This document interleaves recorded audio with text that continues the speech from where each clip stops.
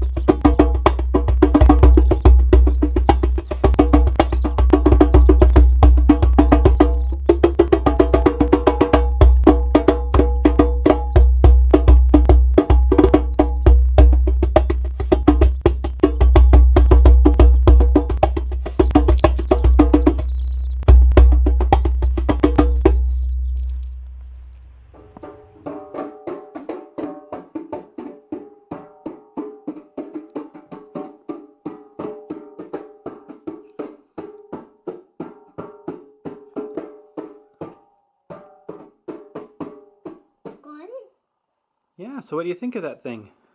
Can I see? Not yet. Tell me, go back over there and tell me what you think of the drum.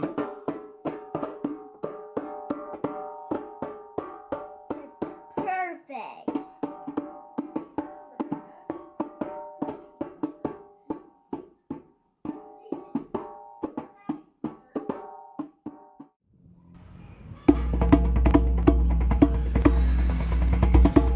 Alright, it's all done. As you can see, I had to replace the hoop. The old hoop was failing. The glue joint separated. I think it was just, I think there were two problems. The first problem I think was that I had, it just wasn't heavy duty enough. And there was really a lot of tension on it. And so I used, this is the same oak as down here. Just had some more of that reclaimed stuff to go. And so I made it a lot beefier. And I think the other problem with it was, well, I'll tell you about that in a second. I think the other problem with the other hoop is that the two different kinds of wood, for some reason, just didn't glue together well.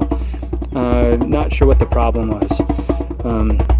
I may also need to replace the skin. When I trimmed off the excess, I went a little too deep in a couple of spots, and there hasn't been any tearing, but I don't like the look of that very much.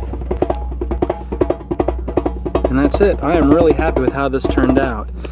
For playing purposes, it's a little bit tall. The bowl, I guess that's what you call it, is a little bit too deep, and so it sits a little bit high when I sit and play with it. But I'm really happy with how the lugs turned out. I mean, that's just cool. Just cool. It's just some scrap cherry that I had.